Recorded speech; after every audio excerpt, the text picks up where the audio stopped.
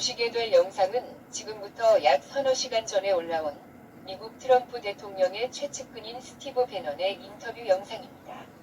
트럼프와 미국 군부가 현재의 한국 상황을 아주 상세하고 정확하게 알고 있다는 것을 보여줍니다. 아주 놀랍습니다. 영상을 보시기 바랍니다. 영상 하단에 한국어로 번역된 자막이 아주 선명하게 나오므로 보시는데 아무 불편함이 없을 것입니다. He's got counter demonstrations of hundreds of thousands of people in the streets. Give us a snapshot of what's going on and how dangerous. Yeah, thank you, Steve. Yes, South Korea is, in many ways, our most trusted treaty partner. They're part of the CHIPS equation. And President Yoon, they are in the fight of their lives right now against essentially a communist coup. Most of these on legacy media, when you see these protests against martial law, 1/3 to 2/3 of those are actually Chinese that have been flown in. This is absolutely crazy. Let's go to this first slide here to explain the lineup of what's going on, please. Here we go, Denver. There we go. So on your left, that's Lee, the leader of the Democratic Party. He's left wing. He's actually pro-China. He calls the U.S. an occupation force.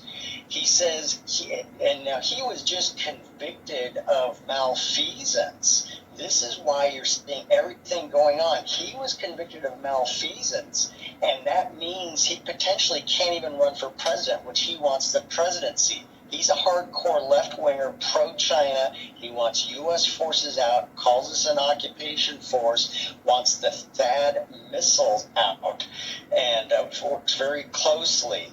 Now, to the right, that first green oval, that's President Yoon. He declared martial law on December 3rd and 4th. Well, why was that? Now, martial law has a very bad history and background in South Korea, so everybody's gut reaction was, okay, this is bad. And it was in many ways bad. But he did that strategically so that he could launch a raid on the National Election Commission to seize evidence of actually Chinese election interference. That was the whole reason, because legally that's how the only way he could do it, to raid the National Election Commission.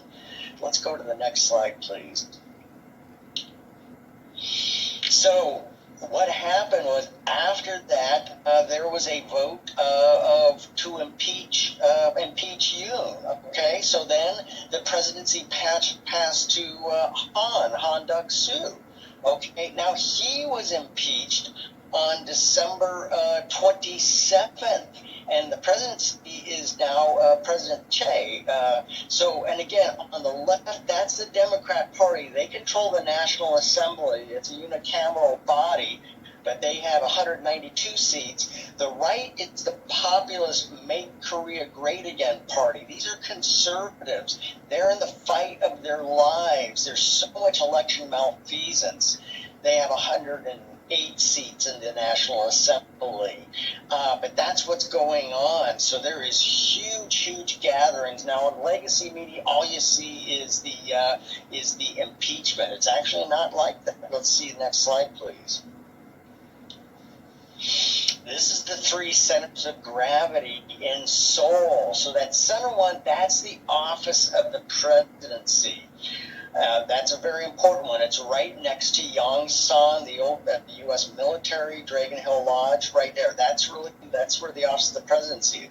The National Assembly is over on the left. That's Yeouido Island, and that's where Lee really holds power, and that's where he's really conducting this coup from, is the National Assembly. Now, just yesterday, they're 12 hours ahead of us. But a huge gathering. The new presidential palace is over to the right. That's where hundreds of thousands of South Koreans trying to stop this deal have been at. And they did effectively, because they're using the term insurrection. You can come back to me here, Denver. They're using the term insurrection. Well, they sent the corruption police. They have to redo this whole impeachment thing because it was based on the word insurrection. Sound familiar? Yeah, you bet they're taking a cue from the Democrat Party here in America. So this is the fight of their lives, and this is potentially buckles the whole right wing of the deterrence against China, and that's exactly why. So also, the U.S. actually really building bridges with Japan. There's a lot of hard feelings still from the Second World War. Totally understand that. That's not totally resolved, but he's reaching out to Japan. However, Lee is extremely anti-Japan and wants to break up that alliance, and also what China is concerned about. So most of what's going on right now, this is a Chinese malign influence attempting to topple South Korea and really put it under, make it a enclave of China. So this is so concerning.